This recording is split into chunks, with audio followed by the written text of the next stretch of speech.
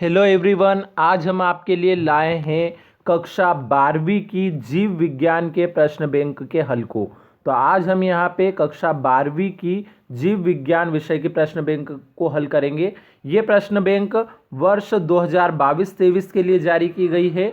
लोक शिक्षण संचालनालय ने इसे जारी किया है। तो इस पूरी प्रश्न बैंक का हम यहाँ पे संपूर्ण हल देखने वाले हैं।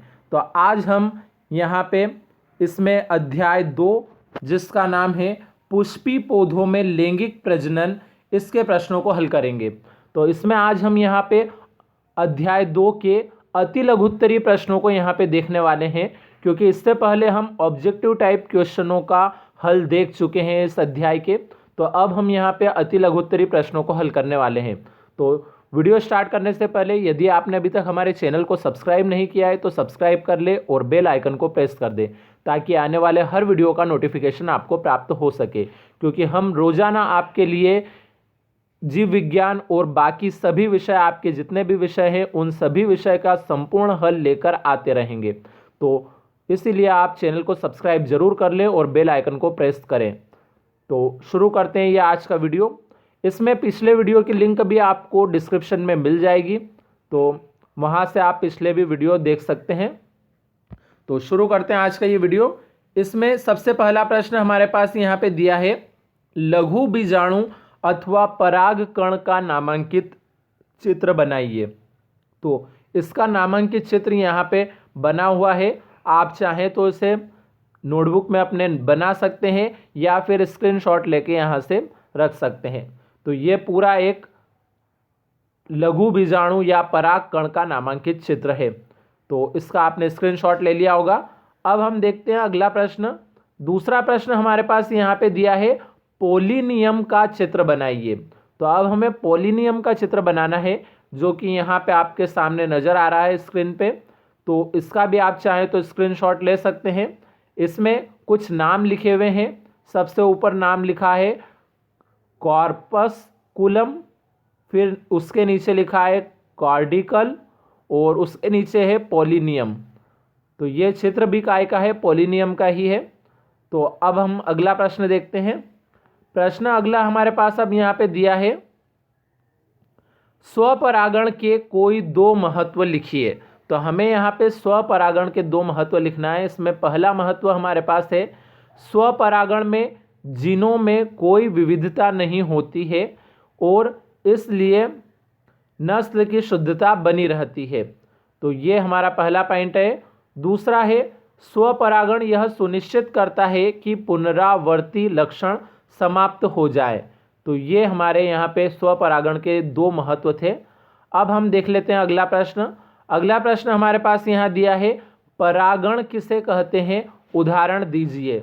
तो इसमें परागण की परिभाषा हमारे पास है, जब किसी पुष्प का परागकण निकालकर किसी दूसरे पुष्प या फिर किसी दूसरे पौधे के पुष्प तक पहुंचता है तो इस क्रिया को परागण कहते हैं।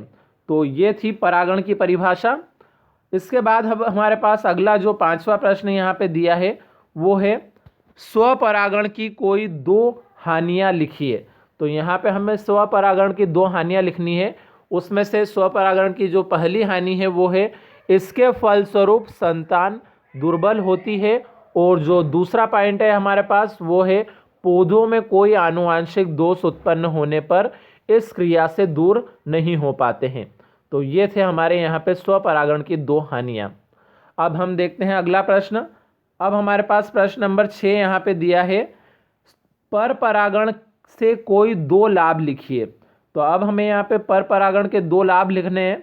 इसमें जो पहला लाभ है वो है, इससे नए वांछनीय गुण उत्पन्न होते हैं। और दूसरा जो पॉइंट है वो है, इससे उत्पन्न संतानों में विभिन्नता अधिक होती है। तो ये थे हमारे यहाँ पे स्वपरागण के दो लाभ। अब अगला जो प्रश्न है हमारे पास वो है, बेगिंग किसे कहते हैं। तो बेगिंग किसे कहा जाता है, वर्तिकाग्र को अवांछित परागों से बचाने की क्रिया को बेगिंग कहा जाता है। तो बेगिंग किसे कहते हैं, वर्तिकाग्र को अवांछित परागों से बचाने की जो क्रिया होती है उसे बेगिंग कहा जाता है। अगला प्रश्न अब हमारे पास यहाँ पे जो 8वां प्रश्न है वो यहाँ पे दिया है, विपुंसन किसे कहते हैं? तो विपुंसन की हमें यहाँ पे परिभाषा देनी है। तो इसकी परिभाषा है, मादा जनक के पुष्पों से कलिका अवस्था में पराग कोशों का चिमटी द्वारा काट कर अलग कर देना विपुंसन कहलाता है। तो ये थी हमारी यहाँ पे विपुंसन की परिभाषा। इसके बाद अब हम देखते हैं प्रश्न नंबर 9 को। प्रश्न नंबर 9 है हमारे पास, आभासी फल किसे कहते हैं? तो आभासी फल की परिभाषा देनी है। परिभाषा है, जिन फलों की रचना में पुष्प का अंडाशय के अतिरिक्त अन्य हिस्से भाग लेते हैं वे फल आभासी फल कहे जाते हैं। तो ये थी आभासी फल की यहाँ पे परिभाषा। उसके बाद अब 10वां जो प्रश्न दिया है हमारे पास वो है, टेपिटम के कोई 2 महत्व लिखिए। तो यहाँ पे अब हमें टेपिटम के 2 महत्व लिखने हैं। पहला महत्व तो यहाँ पे दे रखा है, टेपिटम कोशिकाएं यूबीश कणिकाओं द्वारा पराग कण की बाह्य चोल बनाती है। तो ये तो हमारी थी पहली परिभाषा, पहला महत्व। अब जो दूसरा महत्व है वो है, टेपिटम कोशिकाओं का एक महत्वपूर्ण योगदान पोलन कीटक का निर्माण करना है। तो ये थे हमारे यहाँ पे 2 महत्व।